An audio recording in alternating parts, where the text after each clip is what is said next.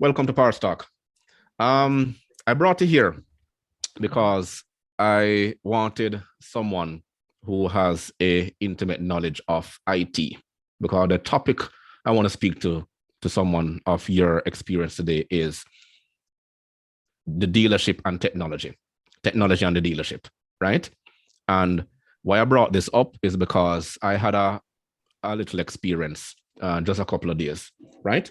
And one of the interesting things is that when I started out in the automotive industry back in 1995, seems like a very long time ago, but right, what we had back then were paper manuals, and we actually moved from paper manuals all the way up to what we're using now. Now you can stay in the comfort of your own home, buy VPN, and log on into your systems and check part numbers and all of this, right? So that is how far advanced the technology was, has advanced for us, right?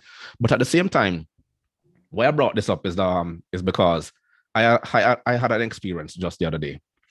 I walked into a dealership and I wanted oil and filter for my car. I'm driving a 2019 Chevrolet Cruze, and when I went to the parts counter, I told the gentleman I wanted oil and filter. And he said, okay. He went into his system.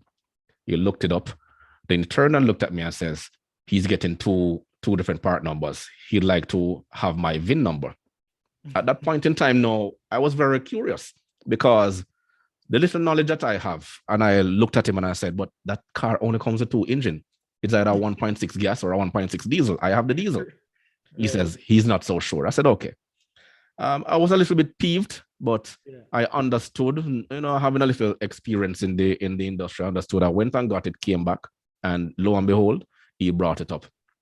But back to the paper manual argument. I remember when we had the paper manual, a book with that gives you the model information, the part numbers, everything, right? And one book would actually serve like 4 or 5 parts guys. Right road, and you had to sit and wait until one person finished with the book before it was handed over to somebody else, right? I bet you the IT guy thought that was a selling point for putting the manual inside of the software, which is why exactly exactly. And you had to look for the part numbers first and then go to the big gray screen, which was the call, what it was, the AS400 at the time. It was a green screen, and I mean, it's totally ancient now. You only see those things in movies, right? And the only thing you got from it was like 10 different prompts, and then you had different sections to go in it. When you actually searching for a part, it only gave you the part number, the price, and the location. That's it. Then you go and you print your invoice and the works. Now, compared to where we were then to where we are now, personally, I think we have gotten lazy, right?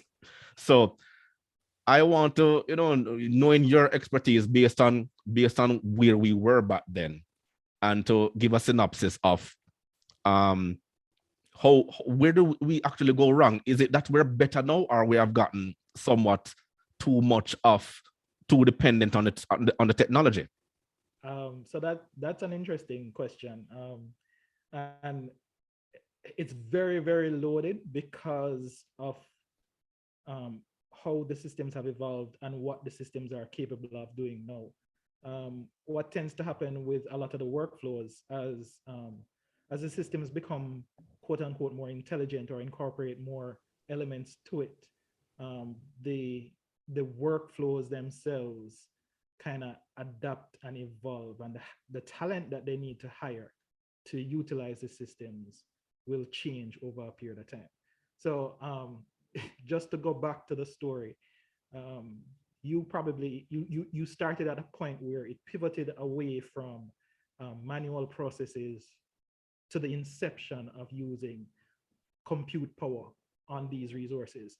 And for the IT department and for the strategic business interests at the time, they probably thought it would have been brilliant getting this all in there.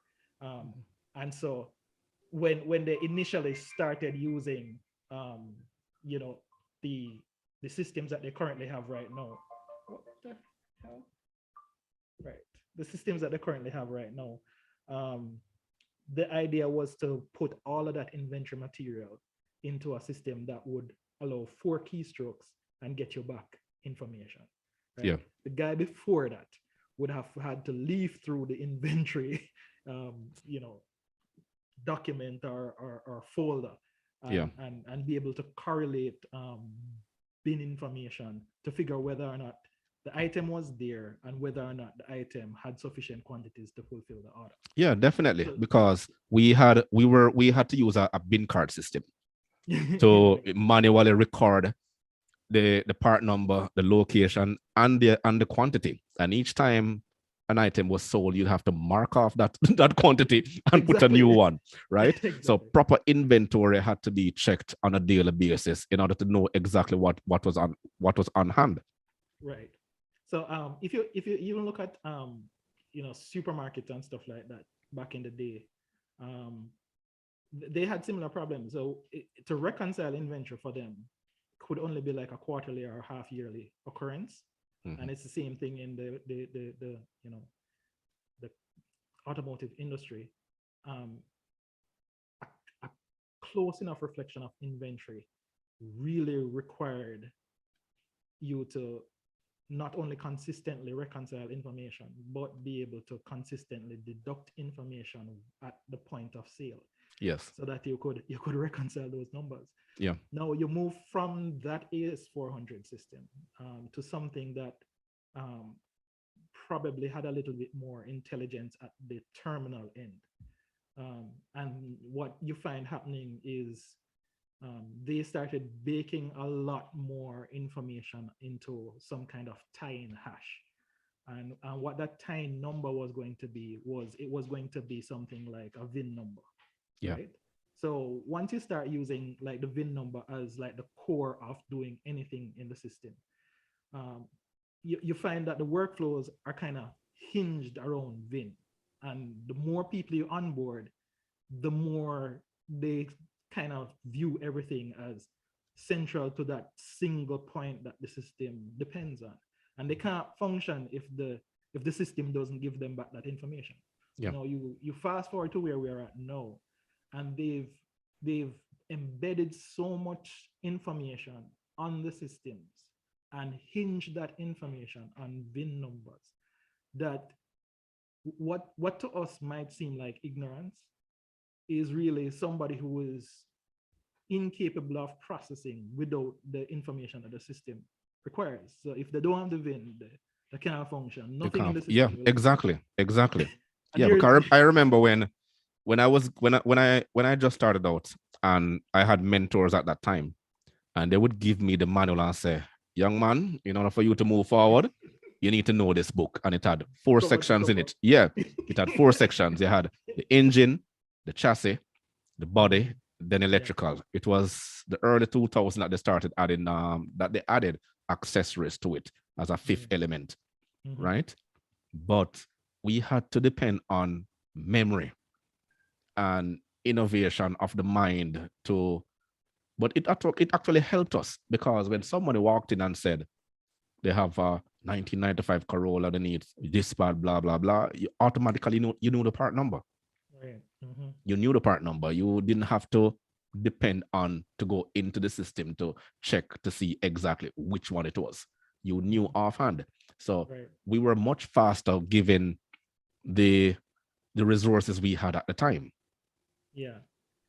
So there's a pro and a con to that. Yeah. The pro of the older systems is that the end users, from the system perspective, that would be the person who's punching in the information.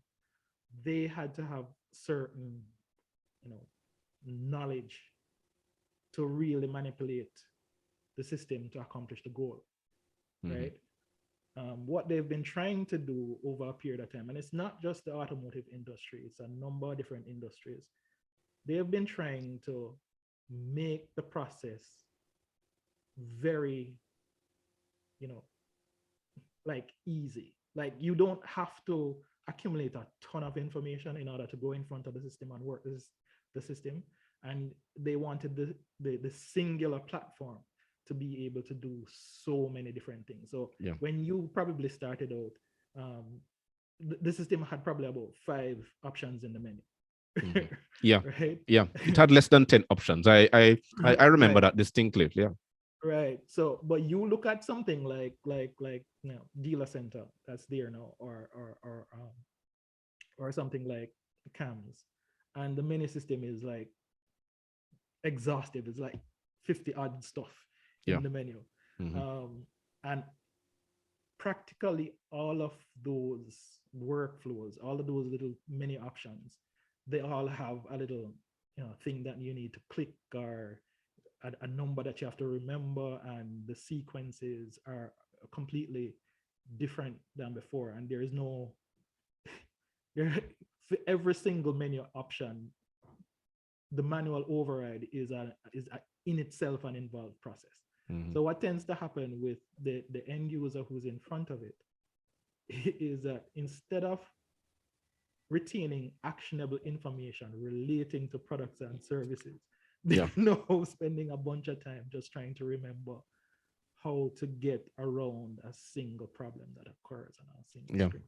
Yeah. They try to, assist the end user as much as possible, because everything is all about time management, as you Yeah, know, getting the right information and the product to the customer, right? But at the right. same time, now you have to try to make the process as seamless as possible. I also think that some of those systems, the way that they're built, um, they're not necessarily built to ensure that the the customer as we know them gets the best experience. It's really there to provide strategic information Hmm. for for the organization to pivot around. Right. So you find increasingly that these graphs about um, you know the churn rate on a particular part is more important than making usable screens that the end user Yeah, can yeah, click. that is true. Because when you mentioned screens, I can remember that the AS400, every single monitor had this large anti-glare screen on top of it, right? Yeah. So, sitting there looking at it, it was bad for the eyes. And I Mhm. remember also that almost 90% of the part staff at that time, they all wore glasses. Right? So, yeah, persons who work in the part department, they tend to stay there a very long time. And over years, the eyes went bad staring at those screens for a consistent amount of time. Yeah. And I think when you look at how the industry has evolved, increasingly what you're finding now is that the systems are doing stuff with above and beyond what the point of integration is. So usually you'd be just like, all right, I need to get information from a customer, and correlate that information to um, parts or services that I'm procuring. Mhm. The systems now are doing sales processing, they're doing form printing, they're doing, you know, historical analysis, they're doing credit reporting, they're doing payments. Yeah. Um, and so you're having one system that is trying to fulfill these multitude of functions, Mhm. and the end user has to be cognizant of which particular functions are Yeah. just for them. um, what would have been nice, and I think that's going to happen in the next iteration of Mhm. the software that supports the business, is that um, it's going to become a lot more user friendly on the user side, and they might extend that user experience outside of the organization and give, like, you walking into the store, you're getting a mobile screen to check the information, Yeah. and Yeah. and Just then like what you just might, like what is happening at the airports. You check yourself in. Yeah. right, and you might end up having to deal with the same VIN information because the system will not process it out the VIN Yeah. information. Yeah. Any which way. So we'll it's I think they're actually um it's a win and a loss in some respects, like you said before, where um some of the things that are related to the industry, they're at the core of the industry, and understanding of the components and understanding how the vehicle's function, and an understanding about what is required in order to do X, Y, or Z is going to be a little bit difficult to translate into the current paradigm, because an oversimplification is what's happening. So Yeah. you no longer have those rigors to deal with. You are just trying your utmost best to just cope with what you have there. Yeah. Yeah.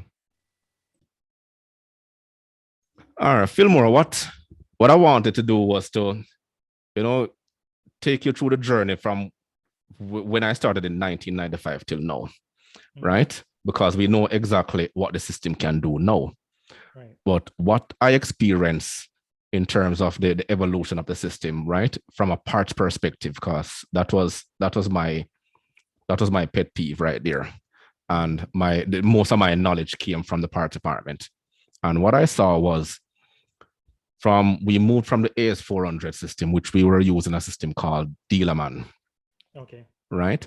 And at the Mm-hmm. same time, now new reporting standards came came on us, and Mm-hmm. Dealerman at the time was unable to give us a lot of the information that was required, which was Excel based programs, how to calculate formulas, how to Right. interface a lot of the reports over Mm-hmm. into reporting Custom. standards for PDF file and everything. However, when we got ADP, I think ADP is now CDK Global. When Right. we moved over into that system, it was still inadequate based on what we wanted. Mm-hmm. Because back in 2010, we wanted to use inventory management system called the ABC analysis, Mm-hmm. right? And in Japan, they call it the ICC, which is inventory control conversion. Mm-hmm. And we couldn't get ADP to Do that sort of to stuff. do that sort of stuff. So we Because had the to build, expectations were so, high. we had to get the IT person at the time had to do standalone Mm-hmm.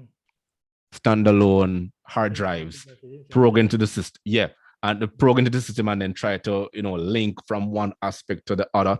I Yeah. think at the time, ADP ADP technicians were so impressed that we were able to do that. Yeah.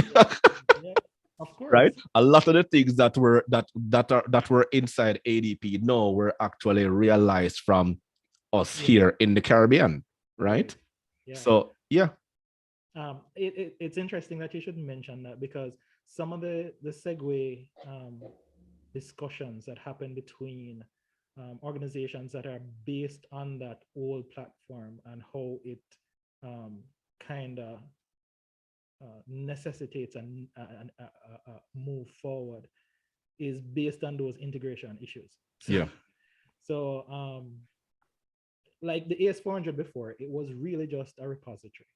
What they were hoping when they moved to the Wintel platforms in the 2000s was that the compute power that was at the stations, because now they're using PCs at the stations, right? yes, As yes, opposed to using dumb terminals that they had before. yeah, They were hoping that the compute power at the stations would allow them to get greater, information manipulation capabilities.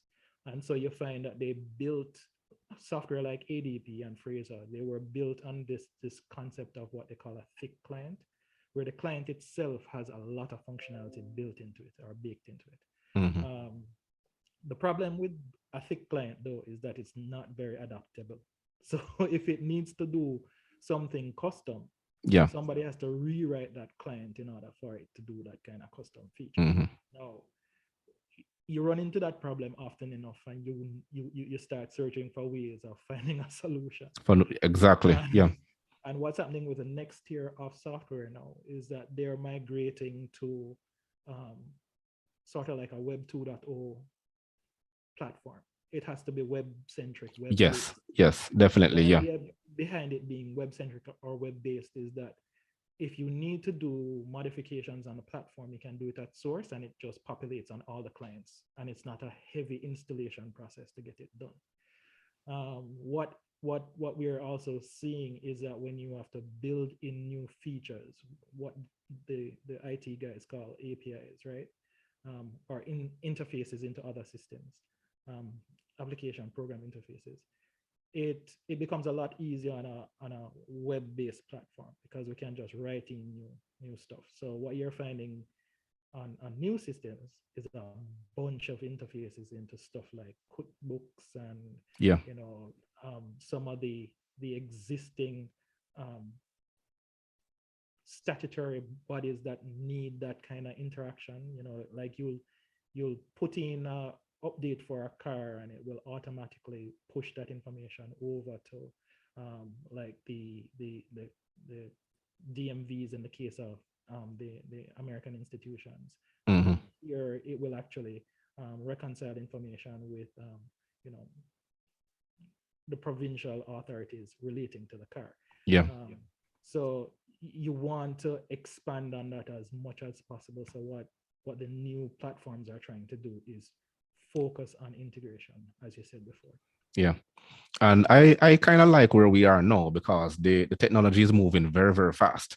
Yeah, Now you can, yeah, now you have standalone systems that come from the manufacturer themselves, especially here in the United States, that you can put the VIN number in mm, and you get a complete history of the car itself, the yeah, owner, the yeah. service history, everything recommended, the recommended timeline for maintenance is everything is actually there. That's what's going to make you lazy. It will, exactly. It has made us tremendously lazy, right? um, it's interesting because when you look at the old AS400 systems and how they kind of did their processing back in the day, it's almost like we're gone back right to that because processing in the AS400 was on the AS400 server, Okay. right? Then eventually, you did some of the processing on the client side with the ADP type systems, Yeah. right? And now we've gone back with these web-based products to actually doing processing back on the server again. Um, the future might actually look a little bit different because what's happening um, with us now is the the demark point for the system interaction before Hmm. was the guy at the desk talking to the customer. Yeah.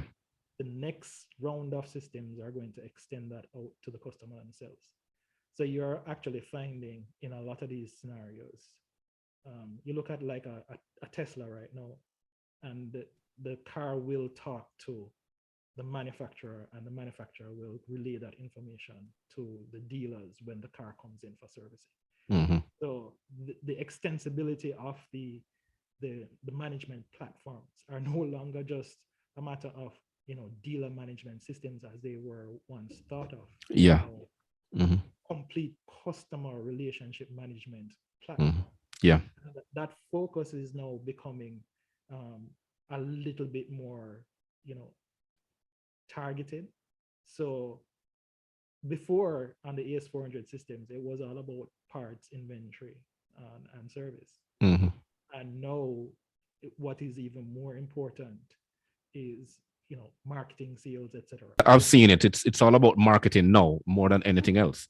Yeah, so they'll tell you stuff like yeah, the the platform will automatically push information over to Facebook, Twitter, and LinkedIn, those kind of social channels, because it's part of their marketing funnel. Yeah. If it's even doing fiduciary checks of customers, it's correlating information from the banks, and in the same breath negotiating things like you know rates, and pitching that rate to the customer as we Hmm. offer XYZ. So And then people talk about privacy policy and all these things. So there's absolutely none. Yeah. yeah, I think it's to a lot of people right now, it seems very disconnected. um, when they walk in, they figure that whatever they put in the system, Hmm. it's kind of relegated to just that system, but the systems right now are becoming increasingly integrated. Yeah. And so there are some people when when they're looking at the usage reports Hmm. that the system generates, are like, how did you pull all of that information? Yeah. those platforms are capable of doing a whole lot more than what those reports actually generate. Yeah, yeah, I've seen it. I've seen it. Sometimes all they need from you is like confirmation. That is all. Yeah, yeah, Because yeah, they already have all the information there, right there, sitting up, yeah, at their fingertips, right? But I wanna, you know, take my listeners on a journey a little. That mhm, especially in the service department, what we had at one point was a dispatcher. right, A dispatcher, when the vehicle comes in for servicing, the dispatcher would look at it based on the qualification of a particular technician. Then he or she would assign that vehicle to the technician, right? right. Based on their skill set. Now, with the current systems, the dispatcher is the dispatcher is no more. That position no longer exists. Just like a secretary who used to type up the orders and fax it off, and those positions are gone, Gone. Yeah. right?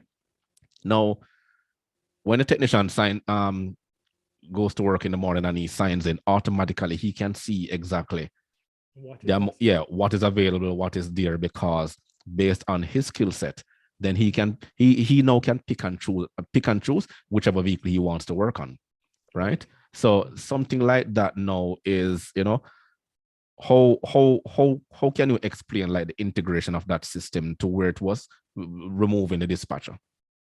So it's like what we said before. You're trying to roll in additional features, additional functions as the system evolves. And what you're going to see increasingly is these are the types of automation that when people mention automation, um, this is what happens. You look at Fraser, for example, back in the 2000s, and Mm-hmm. what they considered revolutionary at the time was being able to roll up like 25 different forms into the system that Yeah. can automatically be populated with information relating to the data on the service order. Mm-hmm. What that basically means is you don't need a secretary to go type up 25 different versions of Yeah. a letter relating to that. I remember back in ACE 400 days, um, it was the same time that I had stuff like just now machines, and they'd roll like 50 copies of a compliance letter that you had to sign and then stick on the customer's file to say um, you know we're indemnifying the organization from X. Mm-hmm. Those are automatically generated in the system in the early 2000s. You look at where we are at now, and it's a whole lot more extensive. Yeah. You're looking at customizations that are not just inserting regular fields. You have a person coming to sit in front of you to negotiate, for example, the purchase of a vehicle. Mm-hmm. And because the system is able to check credit rating actively, it can negotiate with the financial institution a custom rate for you, Yeah. incorporate that into the documents relating to the bill of sale, and at the end of the day, print it out. And that's was one person generating all of that. Mm-hmm. Usually, back in the day, there'd be a bean counter involved trying to call into some bank resource to try and correlate that information. The Yeah. timeline for finalizing sales are no Mm-hmm. longer measured in days or weeks. They're Yeah. almost instantaneous. Mm-hmm. And it's the same thing on something like parts floor, where you're trying to correlate information that would normally, um, in a manual system, take you, you know, like 15 to 20 minutes. The system is going to make some assumptions almost immediately as soon as you put in information into the system. Right. So they, I've actually seen instances where the end user in front of the system probably knows better than the system, but the rules and the formulae already embedded in the system will not allow them to do X. So Mm-hmm. you look at something like, all right, you might not be able to use this particular oil type, but this other one will suffice. Will And suffice. Yeah. will not allow him to sell that oil type against that VIN Mm-hmm. because it's not in the pre-assigned, Yeah. rule sets. Yeah. Only an experienced person will know exactly what else can be used. Yeah. Right. And for the most part, when you are fast forwarding on the timeline to try and figure out the impact on organizations and individuals who are hired to these organizations, um, it's in some instances it can be troubling because what they're asking is for less rigorous skill sets for that initial point of contact, because all of the stuff the system is willing to do or Yeah. is Yeah, capable of you're doing. right. And that is one of the reasons why the the industry itself right now is suffering from getting good people who have the experience and the know-how of moving around a dealership setting itself, because they know that the system is preset now. All they have to do is just give the new prospect the just the Initial basics. walkthrough. Yeah, right. Right, just the Yeah. basics to work with, and to work with, and then throw them out into the deepest end of the ocean and tell them to swim. Yeah, it's hilarious that you should mention that, because I remember the onboarding experience in the early days required extensive apprenticeship. Yeah, Right, so you had to exactly. Yeah. work with somebody and they'd walk you through the ropes and all of that stuff. Onboarding onto the new systems now, for the most part, is going through a couple of YouTube videos and becoming acclimatized with the different menus. Yeah. Um, and they're hopeful that you'll be able to manage that at your own pace. Now, what that really means um, for a lot of people learn at different rates. Yeah. Back in the day, you could be stuck in apprenticeship for 6 to 10 months because that's how long it would take you to assimilate all that information, Mm-hmm. right?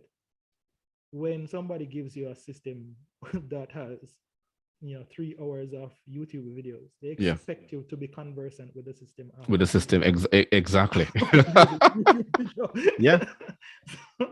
So and it shifts the expectation dramatically in ways that I don't think people understand from a dollars and cents perspective, how it translates to the employer no longer has to spend 6 months of salary on an Yeah. individual, but the individual is under significant duress to onboard 4 hours worth of information as permanent information. Mm-hmm. Mm-hmm. So I think it seems like it's getting easier, but it also adds a lot of stress Yeah. on your so, Yeah.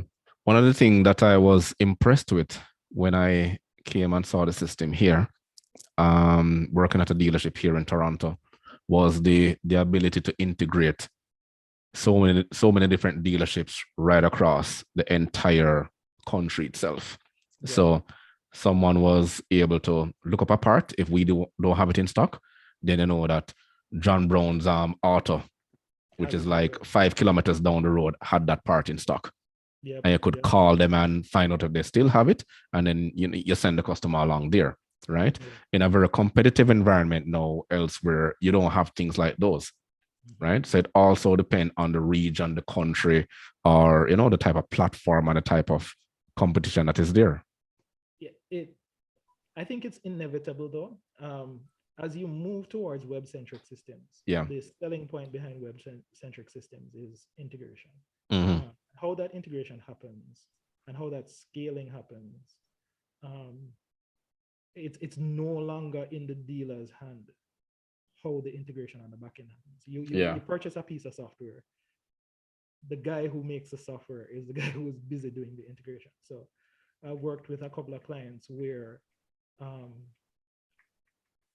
extensibility is their selling point, right? They are selling on both ends of the spectrum. They're selling to the dealers, they're selling to the suppliers, they're selling to everybody, and so the currency is not what it used to be. Back in the day, the currency used to be the individual sale to a dealership.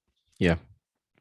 um, for the software industry now, the currency is data. So wherever they can get data points, that is sellable, any kind of data point. So you look at a system that integrates with Facebook, and all of a sudden that integration into Facebook is a selling point. Okay. Um, Yeah, definitely. Yeah. you integrate into some kind of of of financial system, and when you go to the financial system to basically have that conversation with them, you can negotiate rates just based on the volume of customers that you have behind your software product that you're approaching the institution with. Yeah, the average car comes with at least 30 different computers now, Yeah, right? And we're going towards plug and play. You plug your diagnostic system in, something is wrong, you download the software. That's just basically it. yeah. What happens if the computer doesn't respond properly to that diagnostic? So Exactly. Then you're going to need, critical thinking comes into play right there. right. That's one of the things I think will always necessitate the knowledge worker. So back in the day, you were talking about the need to memorize that book and that manual, Yeah. and the IT guys might be pushing to make it easier and more fluid, Hmm. but I think you're always going to need a knowledge worker in some way, shape, or form, regardless of what you try to bake into uh, systems to make them more viable to be diagnosed and fixed. You Yeah. still need somebody who understands how the big picture is. Okay. But based on your experience, would you be able to compare the many DMS systems that you've seen out there to see, like, not that I wanted to say this one is better or better than the other one, but just to give a comparison of what they have done so far and how they have helped the end user. Sure. So you have standard organizations who will do that review for you. Companies like Capterra and Gartner, that's what they do, Mhm. right? You look into the industry, and you analyze the feature sets as well as the ease of use and the functionality, the raw functionality, and the support, and you come up with a overall score, Yeah. and you compare those scores. And that comparison, as it's progressed through the years, has meant the demise of certain companies that weren't able to adapt and evolve. So Exactly. Yeah. you have DBS in the early years that, because it was so focused on a server side architecture, when the pivot came to having um, like compute power at the end user platform, they weren't able to adapt. So, as I said, dealer man went the way of the world.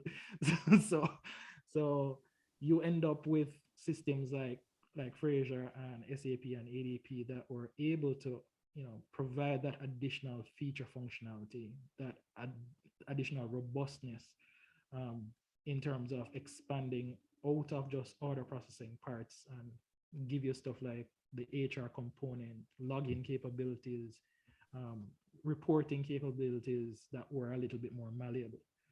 Um, Currently, what's happening now is that if you're not able to extend your functionality into the web space, which everybody expects you to do, you're going to run into difficulties. So um, platforms like Dealer Track and Dealer Center and Abcode, they all have embraced that, and they're looking for um, pushing to that Web 2.0 paradigm.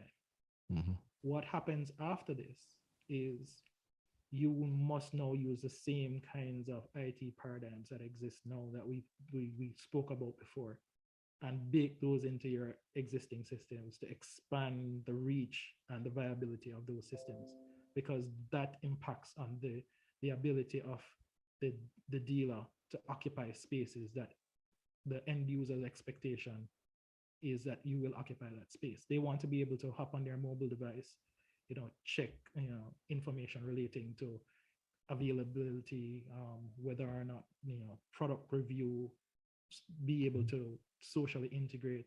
Those are things that they're kind of like I need this. Yeah. So the Yeah. next round of software that we are looking to get from the platforms has to be able to cater to that need of, you know, social viability as well as, the check the original or the regular boxes. Yeah. Yeah. You're right. And I think it's already here. So well, some aspect of it. Mm-hmm. Because I went to a local garage in my community, and when I checked the vehicle in, they were able to send me, well, the system was able to send me that the technician is now working on my vehicle. And then you Yeah. could see pictures of the various areas that he checked. You see the engine, you see the body, and the various check marks, fluid, brakes, the works. And Yeah. then you get a detailed report of everything that he has checked so far, and then tell me when, and then you get another text outlining what was done, what is expected, the next mile, the next maintenance, and the price and everything. And after all that, then you get your invoice, right? And then you get Yeah. a phone call from the service advisor. So I think we're already there, but you know, a lot of people still don't understand the what it takes to get from where we were to So where where we we are are. now. Exactly. Yeah. Yeah, yeah. Programmatically speaking, though, there is a lot more in store. I mean, you hear about stuff like deep fakes and all of that stuff, but people don't realize that that pivots into real world applications above and beyond the nefarious. So you might find that your contact point, which used to be a person, Yeah. telling you XYZ, might be the next time around an automated service advisory. Hmm. It might be something like a text message to be a timely reminder to bring back in your Yeah. I've vehicle. been I've been getting that a lot. Yeah. Yeah. We're um, already there. Yeah. yeah, you're going to see additional stuff, rolling into the service offering of these platforms based on utilization, based on observed flows, based on best practices that not only individuals would have determined, but you know artificial intelligence will look at the pre-existing workflows and see which would be the optimized response and optimize for that. Hmm. So I expect the levels of integration and scalability to just keep on, you know, marching along that line. Marching along. Yeah. Just like the industry itself, it's not waiting No. any at all. And I saw a report, just to add this one final observation. Was watching the news the other day, and they had so many. I think this was in California, and they had so many self-driving automative automation cars on the road, blocking traffic and all of that. They said one person said she counted at least 20 on her street, just going round and round and round. Yeah. So that is basically where the technology is heading right now. Yeah, yeah. It. I remember watching an interview with Elon Musk on where he saw the industry going, um, and I think we hold fast to the belief that transportation is going to be this personal thing, that each individual is going to buy their own car, service their own car, or whatever. Um, but he was mentioning something that I thought in the past 5 years has become more true than before.